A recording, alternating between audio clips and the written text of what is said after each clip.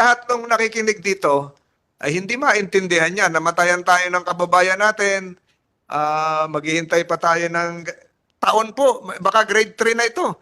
Itong anak nitong kapitan, hindi pa ho tapos itong kaso. So, ang akin lang pong gustong imungkahi sa ating mga taga-gobyerno at syempre dito sa ating mga bisita for humanitarian purposes po sana, if we could consider, because these are very poor fishermen and we are not talking about shipping lines, coalition of shipping lines. We're talking about very poor. And we have a widow here. I hope you could consider giving them compensation right away. results ng investigation ng Philippine Coast Guard would lead to another matter. So mas maganda siguro mabigyan natin ng hustisya rin itong mga namatayan without waiting for the results of, for instance, the reply coming from Singapore or from the flag state. Ito, minamatay eh. So siguro hindi na makakapag-intay din. Ito, may bata pang kasama si Miss Eileen Samarita. Kayo po ay biyuda nung isa sa namatay. Pwede nyo alisin yung inyong face mask. Kayo po ay biyuda nung isang namatay. Nakuna na kayo ng sinumpaang salaysay ng kapulisan. Inaasahan nyo ho siguro na magkaroon na ng hustisya sa pagkamatay ng inyong minamahal sa buhay. Kapitan.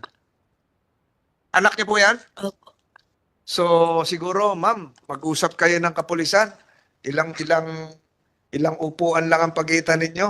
Huwag na natin hintayin yung ilang provisions ng international law na mabuksan dito. Mas maganda siguro.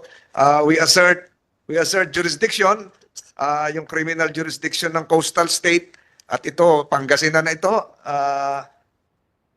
Mr. Chair, just to also inform the body, Mr. Chair, because you need to take into consideration the place of the incident, the location of the incident. Pinag-uusapan na ho natin ngayon. Maliwanag na ho natin ito. Place in our exclusive economic zone. Correct. And usually, if there is a crime committed there, we usually defer to the flag state actually, no, based on UNCLOS.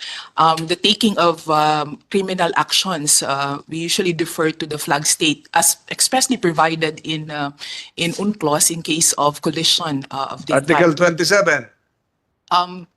Not 27, Mr. Chair, because Article 27 would be territorial sea, but this is Okay. EEC, no? This, in other words, the waters of the EEC, Mr. Article Chair, are 97. considered as international waters. Yes. So, So, in so ganito, international waters, yung we lahat na have nakikinig, criminal jurisdiction. opo, yung actually. lahat ng nakikinig dito, ay hindi maintindihan niya. Namatayan tayo ng kababayan natin, maghihintay pa tayo ng taon po, baka grade 3 na ito. Itong anak nitong kapitan, hindi pa ho tapos itong kaso. So, ang sinasabi ko po, namatayan tayo ng kababayan sa ating karagatan. Pagkatapos, maghihintay pa tayo ng desisyon ng, alam ko po yung, andito sa akin yung mga sinasabi yung provisions ng UNCLOS, 97, lahat na. So, marami rin violation po doon, yung mga duty to render assistance, etc., etc. May violation talaga sila. Failure to rescue, at marami pang iba. So ang sinasabi ko po rito, paano po natin mabibigyan ng hustisya ito, 11 itong survivors. Kaharap nyo rin dito yung mga byuda, yung anak, yung maliit na anak. Ilang taon na po yan, ma'am? 5 years old. Baka hindi lang grade 3 yan. Pag hinintay natin lahat yung gusto nyo mangyari, sundin muna itong provision ng batas ng flag state, Marshall Island, tatanungin natin mamaya. So, ano po yung mailalapat natin ngayon na hustisya sa mga kalilibing lang nung linggo ba ho nilibing?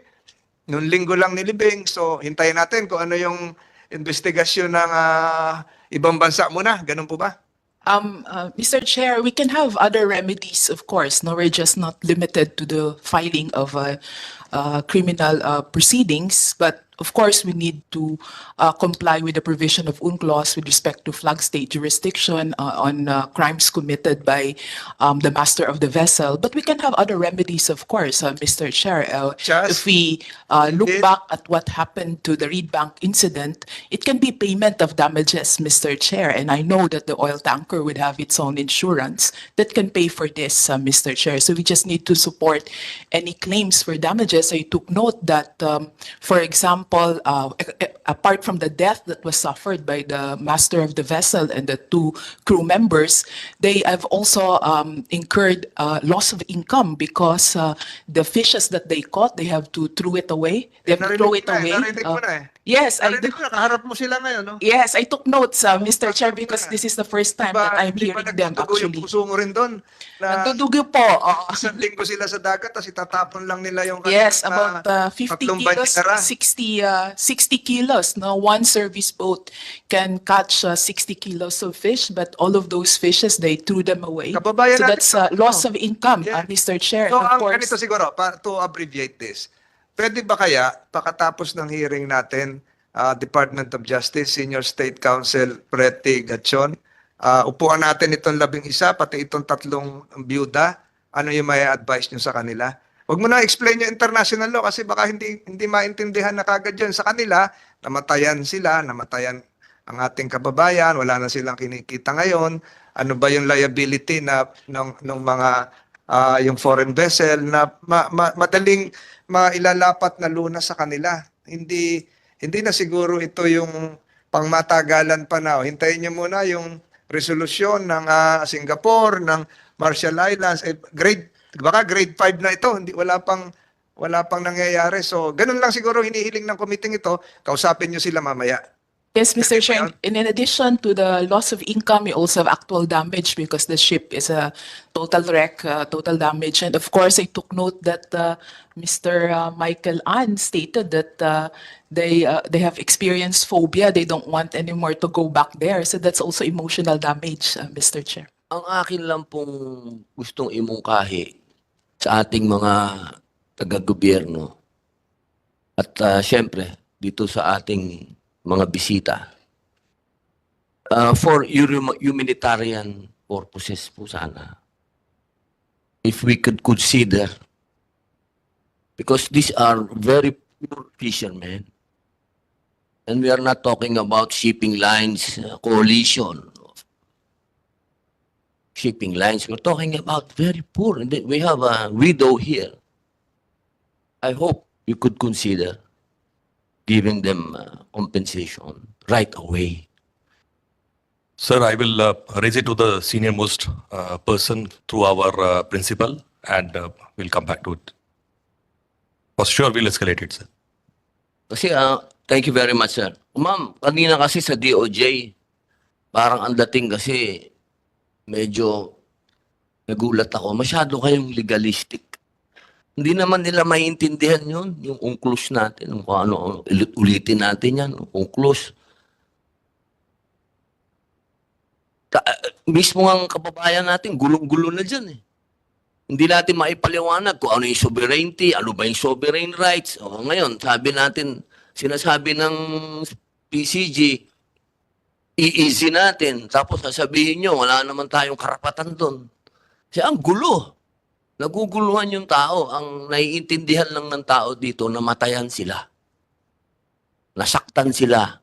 Nasira yung kanilang... Kasi sasabihin natin kanina, may collision eh, nagkabanggaan eh. Hindi natin alam kung sino may... Hindi naman natin na kailangan pong... Ano, ako mismo, nakasubok akong maglayag. Nag-voyage ako dyan, experience. I went there 7 days in those seas.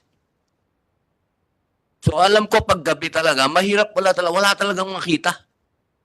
Kahit sinasabi ng PCG na may lookout, ako mismo nandun ako, pag madilim na wala ka na talagang makita.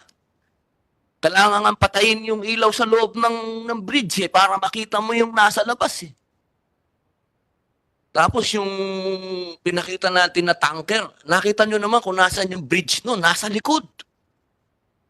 Wala doon sa harap. bago nila makita yung mga kababayan natin, napaka-imposible. Kaya ang hirap sabihin natin na mayroong criminal liability dito. Ako din, sinabi din naman ni Raymark kanina, parang ang hirap din namang sabihin na nakita sila at napakasama mo namang tao. You are the most evil person na may nakita ka na doon, babanggain mo pa. I don't believe that somebody is like that. So, ang akin pong, my plea, for example, look at that young girl. We have to take care of her education. Because there is no more, the husband is gone. So I hope we could consider this, sir. I know you have, you are an Indian.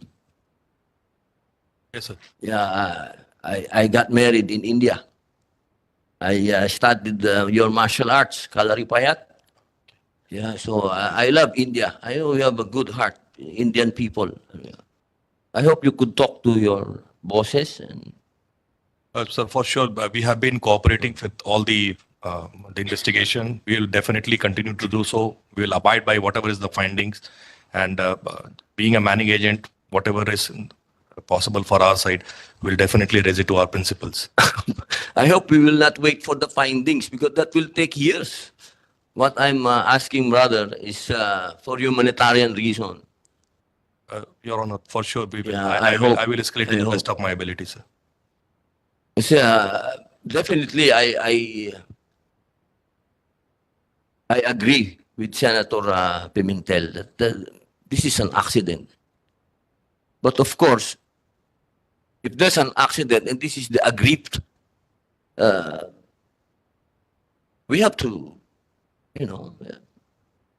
be considerate. These are very poor people. No, and we have this dispute in our seas. So they are very confused where to fish now.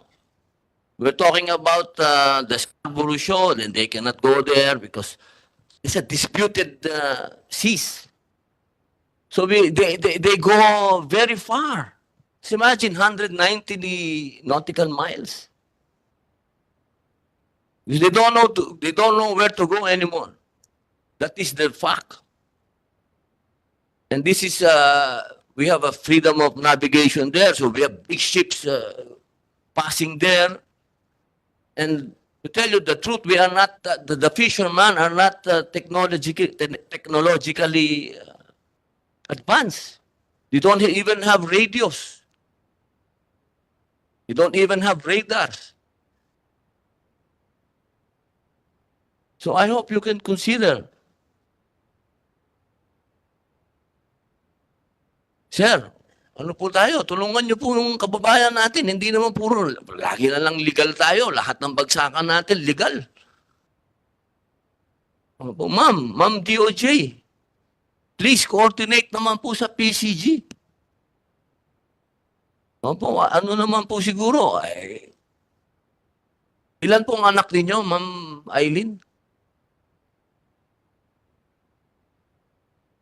Opo, 3 bale. Tapos, yung ibang namatay, marami din anak.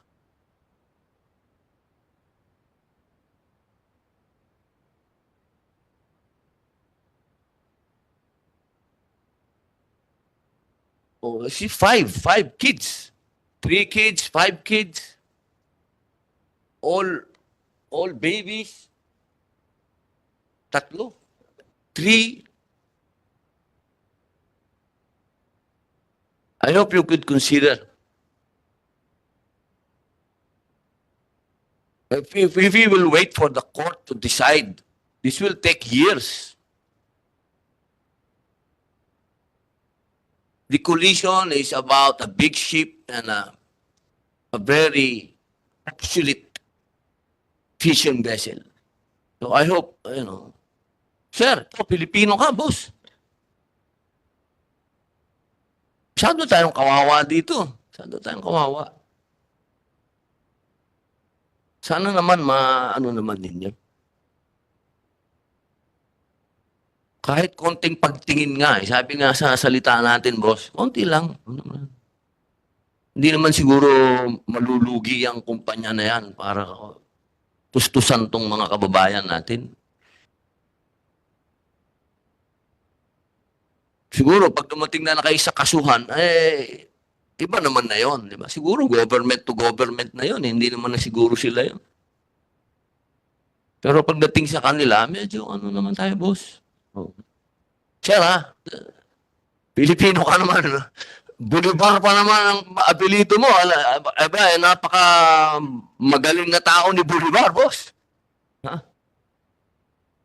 Revolutionary yun. Talagang lumaban para sa mga katutubo, mga mahihirap na tao.